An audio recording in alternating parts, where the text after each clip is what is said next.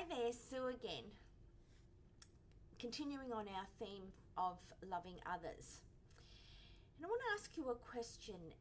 Is effective communication not happening in your workplace? Now, there has been a plethora of research, articles, blogs, vlogs, anything you can name on communication or the lack thereof. And it is considered the primary cause of employee turnover. Now, does that surprise you? It doesn't me, because in my research on relationships, it is the number one reason that couples give for divorcing is communication or miscommunication. So, if it is a primary cause of employee turnover, why are staff leaving? They're leaving for a number of factors. So it could be inconsistent communication may mean that there is a reliance on the grapevines to spread the word about what's happening in the workplace rather than face to face. There is an over-reliance on technology to disseminate messages. And messages can get lost when we don't have that one-to-one. There may be overuse of jargon and assumes everyone understands. And if you have new employees, overuse of jargon can be the number one reason that you alienate the new staff that are on board. What about not listening? Right? Management don't listen to their staff. Colleagues don't listen to each other. Nobody's listening. And therefore messages just get miscommunicated left, right and centre, and not a lot gets done, and there is frustration to the max. And in saying not listening, the messages are unclear. So when you have messages that are unclear or information that is unclear, then nobody understands what they're doing and what they should be doing. So if there is miscommunication, what can happen? So work can be duplicated, work can stall or not get done at all. The finished products or the products or the finished project or tasks wasn't done as expected, so it has to be redone again. There are one-sided conversations. Maybe a person dominates the conversation and the other side of the conversation is silent. And when you do that, there is not an equalness to your communication. And people are just not on the same page or have the same priorities.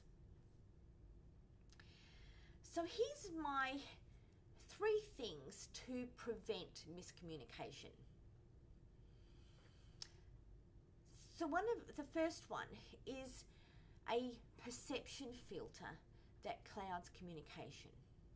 Now this perception filter is one that comes from a place of need.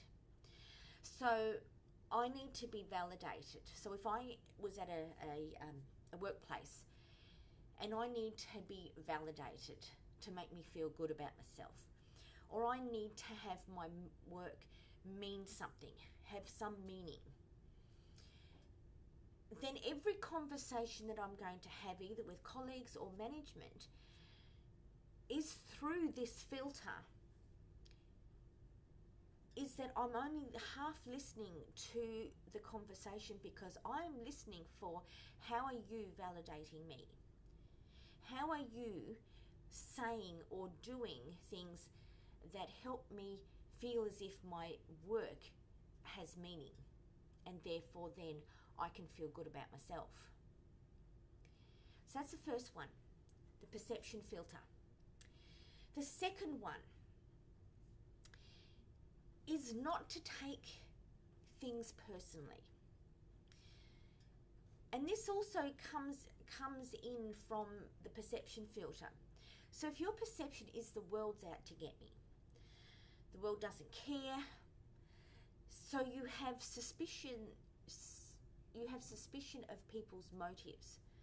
So that every time your colleagues or management speak to you, you take it as or this person takes it on as a personal attack. That they are somehow take things very personally, or being attacked by the others, where it just may be simple sentences that had no intention at all, but because of this filter, all right, this particular filter, we take things as a personal attack.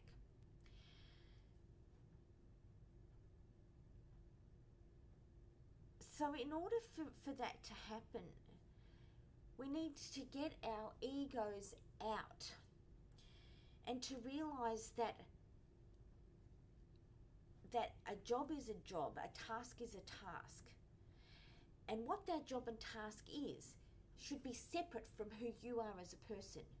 If you do your best, right, then whatever happens should be able to separate that. So our third thing is to consider others' concerns just as important as your own. So this means caring for your workmates, for the management, for the company as a whole. It means trusting them to do their job and being trustworthy yourself in return. So are you honest, loyal, reliable? Do you do what you say you're going to do? Do you have the courage to do the right thing and that you don't lie, cheat, or steal?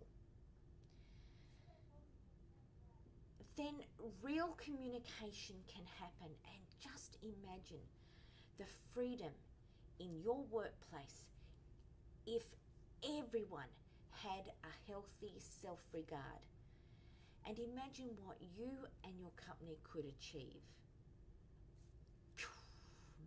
Mind-blowing. So this is what I do. I help people who don't like who they are, or are suspicious of the motives of others, to have a healthy self-regard and respect for others. And I do this through counselling and personal development training courses. So, if you or your company want effective communication in your workplace, where there is collaborative teamwork, where projects are completed in time and on budget, then message me, Sue Geelan from Metaneo Counselling, and let's find a solution for your business, for your workplace. So that's me signing off. So happy communicating, and I hope this will help to really find meaning in your work. Bye for now.